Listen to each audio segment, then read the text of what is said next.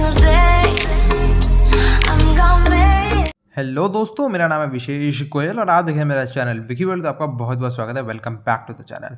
तो दोस्तों, पिछली 2 वीडियोस में मैं आपके साथ काफ़ी चीज़ें डिस्कस कर चुका हूँ, जैसे कि strategic planning, steps in strategic planning. और आज आखिरी वीडियो है इस चैप्टर की, जहाँ पे मैं आपके साथ 2 टॉपिक्स डिस्कस करने वाला हूँ, टेक्निक्स ऑफ एनवायरमेंटल एनालिसिस और टाइप्स ऑफ स्ट्रैटेजीज। तो बिना टाइम वेस्ट जल्दी से शुरू कर लेते हैं। अब देखो यार, टेक्निक्स ऑफ एनवायरमेंटल एनालिसिस पहले बात करते हैं। लेकिन एनवायरमेंटल एनालिसिस होता क्या है? ये एक ऐसा प्रोसेस है जहाँ पे आप जो इकोनॉमिक और नॉन इकोनॉमिक एनवायरनमेंट है उसको अच्छे से मॉनिटर करते हो, अच्छे से समझते हो, ताकि आप बिजनेस के लिए क्या अपॉर्चुनिटीज़ हैं, क्या थ्रेट्स हैं, आप उनको पता लगा पाओ उनका। अब जो ये एनालिसिस है, इसमें होता है आपका डेटा कलेक्शन, इंफॉर्मेशन प्रोसेसिंग, पूरा फोरकास्ट वगैरह करना, जो कि बिजनेस की क्या गोल्स हैं, जो स्ट्रैटेजी है, उनको डेवलप करने के लिए एक रैशनल बेस बनता है। तो जो बिजनेस फर्म है वो अपने फ्यूचर डायरेक्शंस तभी सेट कर सकती है जब उसको पता होगा कि क्या क्या उसकी अपॉर्चुनिटीज़ हैं, क्या उसके कंस्ट्रेंट्स आने वाले हैं आगे रास्ते में। जो एनवायरमेंटल एनालिसिस है वो ये बताता है, मैनेजमेंट को मदद करता है कि वो उसकी फ्यूचर डेवलपमेंट्स को प्रिडिक्ट कर पाएँ और टाइमली एक्शन ले पाएँ कि इन डेवलपमेंट्स को कैसे यूज़ करना है, क्या करना है, जो सारी चीज़ें करनी है उसके लिए। अब जो एनवायरमेंटल एनालिसिस है उसकी 2 इंपॉर्टेंट टेक्निक्स होती है। पहला है प्रिपरेशन ऑफ ईटॉप ईटीओपी और दूसरा स्वॉट एनालिसिस। तो इन दोनों को ही हम डिस्कस करते हैं थोड़ा सा डिटेल में। सबसे पहले बात करते हैं प्रिपरेशन ऑफ ईटीओपी। अब जो एनवायरमेंटल एनालिसिस है वो तब तक अधूरा है जब तक आपने जो एनालिसिस किया था, जो भी एनालिसिस किया था, उसके रिजल्ट्स को डायग्नोस ना कर पाओ। ठीक है, जब आप अपने रिजल्ट्स को डायग्नोस कर लोगे तब आपका एनवायरमेंटल एनालिसिस पूरा होएगा। तो जो आपने एनवायरनमेंट का जो डायग्नोस किया था, उसमें आप सारी चीज़ें देखोगे कि आपकी जो अपॉर्चुनिटीज़ हैं उनको असेस करोगे, थ्रेट्स को फिर आइडेंटिफाई करते हो उनको। जो अपने एनालिसिस में आपने जो आइडेंटिफाई किए थे जितने अपॉर्चुनिटीज़, थ्रेट्स, उनको पूरा असेसमेंट करना। इसमें पूरा सिस्टमैटिक अप्रेजल रहता है कि आपकी जो इन्फॉर्मेशन है जो बनाई गई थी इन्वायरमेंटल एनालिसिस के लिए, तो पूरा सिस्टमैटिक तरीके से सारा काम इसमें किया जाता है। मतलब इसके लिए यहाँ पे आपको ईटॉप बनाया जाता है। ईटीओपी मतलब environmental threat and opportunity profile.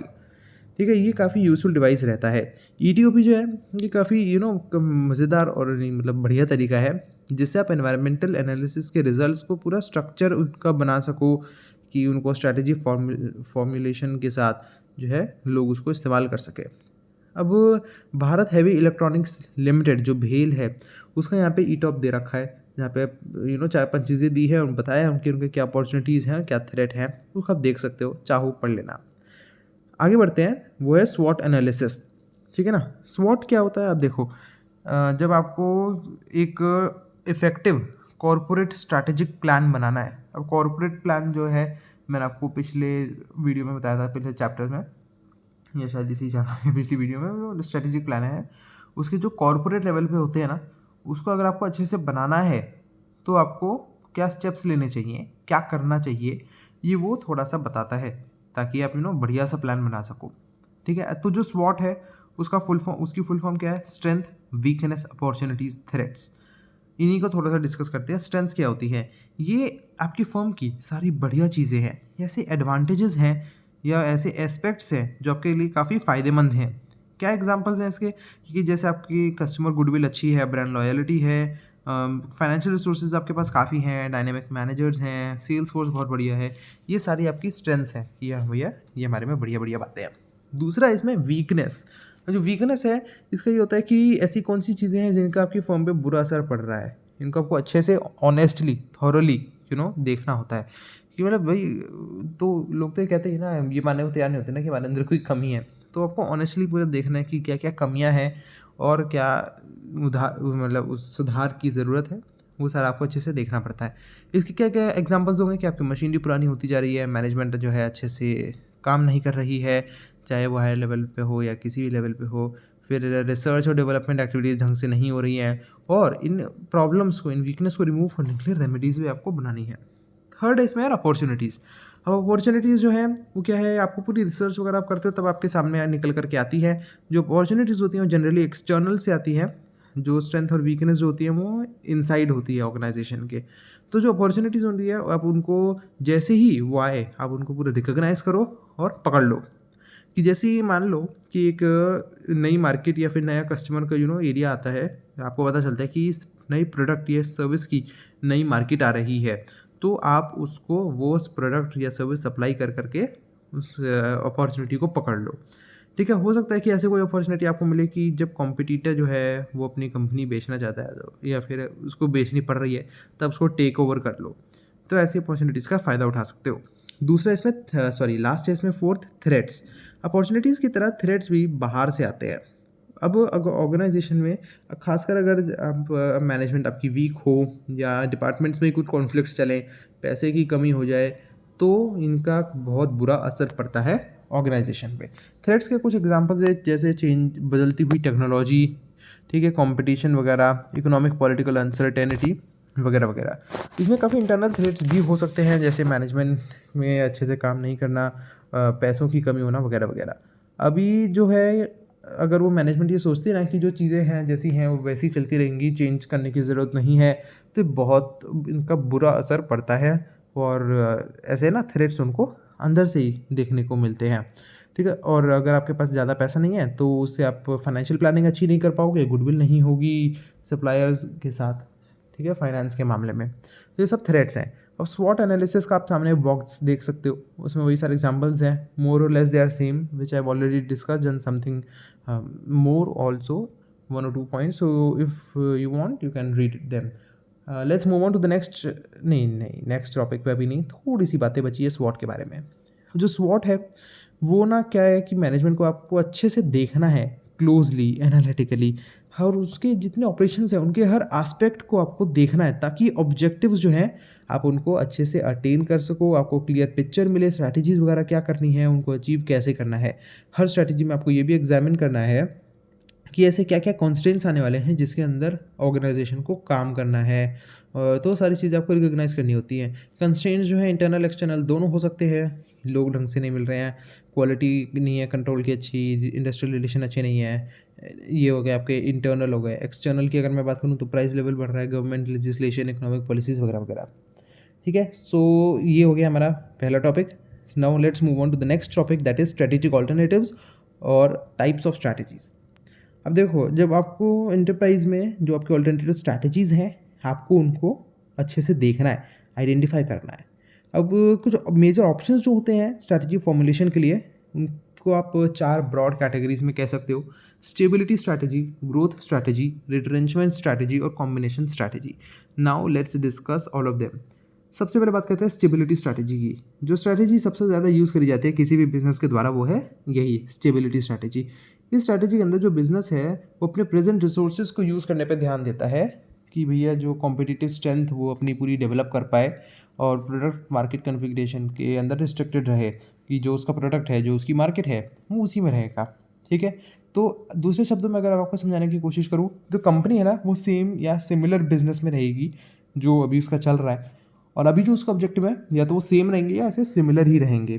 तो जो स्टेबिलिटी स्ट्रैटेजी है इसमें आपकी जो फंक्शनल परफॉर्मेंस है उसको इम्प्रूव करने पे भी फोकस रहता है, और जो आपकी अचीवमेंट्स हैं जैसे इमीडिएट पास्ट में आपने जितनी लेवल ऑफ अचीवमेंट्स थी वही आपकी रहती है। मतलब देखो, जैसे कि अगर आपको ये देखने को मिला है कंपनी में जो नेट अर्निंग्स हैं वो 10% से बढ़ रही हैं हर साल, तो यही एक्सपेक्ट किया जाता है कि आने वाले सालों में भी आपकी 10% से एक जो अर्निंग्स हैं वो बढ़ती जानी चाहिए। ये स्टेबिलिटी स्ट्रैटेजी का पार्ट होता है। जो स्टेबिलिटी स्ट्रैटेजी है वो काफ़ी अप्रोप्रिएट रहती है ऐसे में जहाँ पे मैच्योर इंडस्ट्री है, स्टेटिक टेक्नोलॉजी है वगैरह वगैरह। लेकिन स्टेबिलिटी स्ट्रैटेजी काफ़ी दिक्कत हो सकती है इससे। ये बहुत बड़ी प्रॉब्लम तब बनती है जब एनवायरनमेंट में रैपिड चेंजेस हो रहे हों, तो आप चेंजेस नहीं कर पाते हो, आपको वही जो है पुरानी चीज़ों के साथ चलता रहना पड़ता है। तो ऐसे मैनेजर्स को चेंजेस को अडैप्ट करना बहुत मुश्किल पड़ जाता है। स्टेबिलिटी स्ट्रैटेजी के बाद दूसरी है ग्रोथ स्ट्रैटेजी। अब जो ग्रोथ स्ट्रैटेजी है वो आपके ऐसे क्वेश्चंस आंसर करती है कि ग्रोथ का पर्पस क्या है, रेट ऑफ ग्रोथ क्या होगा, और ग्रोथ जो प्लान्स हैं वो कितनी तेज़ी से इम्प्लीमेंट किए जाएंगे। अब बिजनेस में 3 चीज़ें हो सकती हैं यार: intensive growth strategy, diversification strategy और इंटीग्रेटिव ग्रोथ स्ट्रैटेजी। इन तीनों को थोड़ा थोड़ा पढ़ते हैं। सबसे पहले बात करते हैं इंटेंसिव ग्रोथ स्ट्रैटेजी की।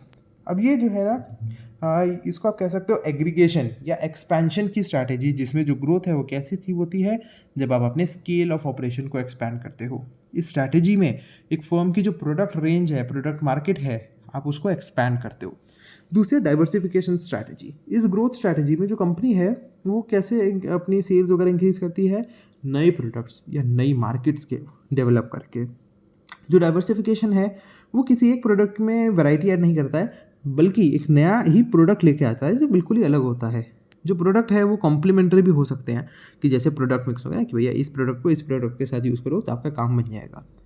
तो ऐसे एक्सपेंशन से ना उनको काफ़ी अच्छा जो उनका टैलेंट है, नो हाउ है वगैरह वगैरह है, उनको अच्छे से यूटिलाइजेशन होता है उनके स्टाफ का, ब्रांड नेम का वगैरह वगैरह का।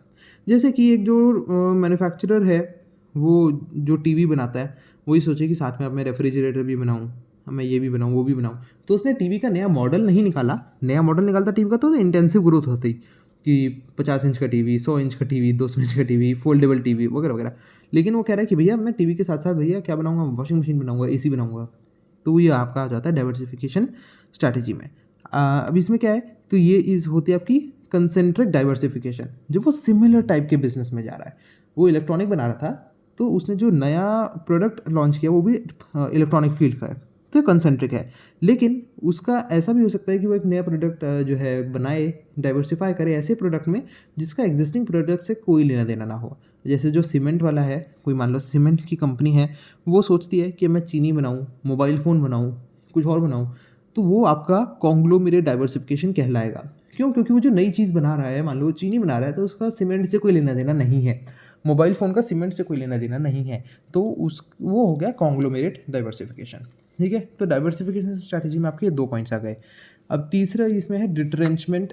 नहीं, एक सेकेंड थोड़ा सा मैं चला गया आगे। इसमें मैंने आपको बताया था ग्रोथ स्ट्रैटेजी में ही 3 होते हैं। इंटेंसिव ग्रोथ स्ट्रैटेजी हो गई, डाइवर्सिफिकेशन स्ट्रैटेजी हो गई, अब है इंटीग्रेटिव ग्रोथ स्ट्रैटेजी। अब देखो, जब 2 या 2 से ज़्यादा फर्म्स ये डिसाइड करें कि हमें कंबाइन होना है, मर्ज होना है एक बड़ी एंटरप्राइज बनाने के लिए, तो इसमें क्या होता है, इसमें भी 3 चीज़ें होती है बेसिकली, कि अगर एक फर्म दूसरी फर्म को एब्जॉर्ब कर ले तो वो हो गया मर्जर या एब्जॉर्प्शन। ठीक है, इसमें ना दोनों के बीच में नेगोशिएटेड सेटलमेंट होती है। अगर एक कंपनी दूसरी कंपनी के ऊपर अपना कंट्रोल जो है वो एक्वायर कर ले, उसको जो करंट मैनेजमेंट है उसकी इच्छा तो नहीं है ऐसे करने की, लेकिन कंपनी उसको खरीद लेती है, उसको टेक ओवर कर लेती है, तो उसको आप एक्विजिशन या फिर टेक ओवर कहते हो। लेकिन अगर 2 फर्म्स कंबाइन होके, मर्ज होके एक तीसरी फर्म बनाती है, नई फर्म आके निकल के आती है, तो वो एमलगमेशन है। ठीक है, तो ये हो गया इंटीग्रेटिव स्ट्रैटेजी। अब इसी के साथ साथ 4th इसमें आखिरी है जॉइंट वेंचर स्ट्रैटेजी। जब 2 या 2 से ज़्यादा इंडिपेंडेंट फर्म्स ये डिसाइड करती हैं एक साथ मिलके कि हम मिलके पार्टिसिपेट करेंगे बिजनेस वेंचर में, एक नई ऑर्गेनाइजेशन बनाएंगे जिसमें इक्विटी कैपिटल में साथ में पार्टनरशिप करेंगे एक तरीके से, तो जॉइंट वेंचर होता है। अब ग्रोथ स्ट्रैटेजी की तरह जो जॉइंट वेंचर है वो इंटरनल और एक्सटर्नल एनवायरनमेंट के बीच में क्रॉस होता है। बेसिकली जो फर्म है वो जॉइंट वेंचर दूसरी फर्म के साथ बनाती है, चाहे वो अपने देश की हो चाहे बाहर के देश की हो।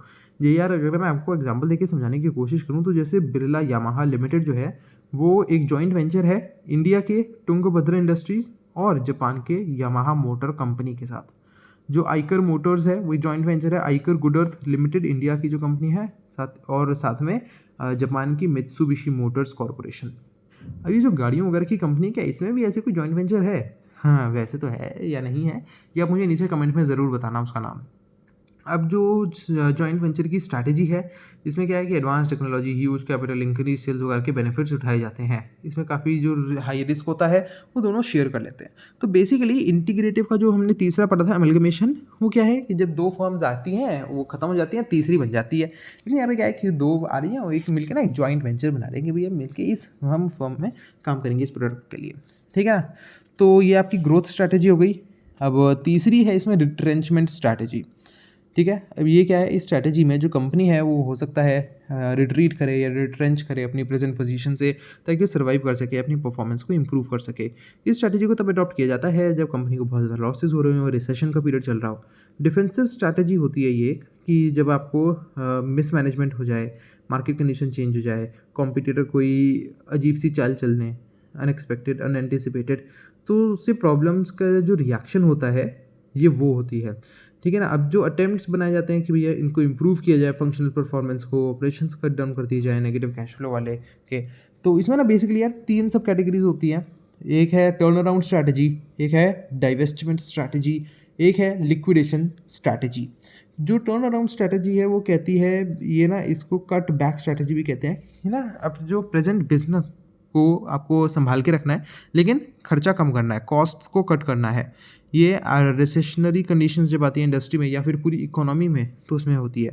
इसको टर्न अराउंड स्ट्रैटेजी कहते हैं क्योंकि इसका एम ये रहता है कि आपको जो प्रेजेंट जो डिक्लाइनिंग ट्रेंड है परफॉर्मेंस का है, उसको रोकना है, इम्प्रूव करना है लॉन्ग रन एफिशिएंसी के। ठीक है, इसमें क्या है, पहला पॉइंट ये आपका कॉस्ट रिडक्शन होता है इसमें, कि आप खर्चे कम कर दोगे, लोगों को काम से निकाल दोगे। तो रिट्रेंचमेंट ऑफ पर्सनल यही मतलब है कि लोगों को काम से निकाल देना।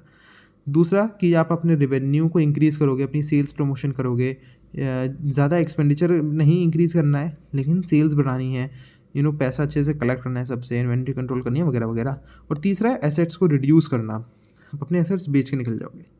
तो ये होगी टर्न अराउंड स्ट्रैटेजी। दूसरी है इसमें डिसइन्वेस्टमेंट स्ट्रैटेजी। डिसइन्वेस्टमेंट स्ट्रैटेजी क्या है, ये जो है कंसोलिडेशन या रिट्रेंचमेंट का एक पार्ट है। तो इसमें क्या है कि जब ऑर्गेनाइजेशन है ना एक पर्टिकुलर बिजनेस यूनिट या डिवीजन से छुटकारा पाने की कोशिश करती है कि उसके पास ना इतनी पोटेंशियल नहीं है, टर्न अराउंड एक्शन के बाद भी ना उसमें इतना पोटेंशियल नहीं है, तो क्या करते हैं कि उसे जो पैसा मिलता है उसको बेचने के बाद उसको अपने मेन ऑपरेशंस में लगा देते हैं।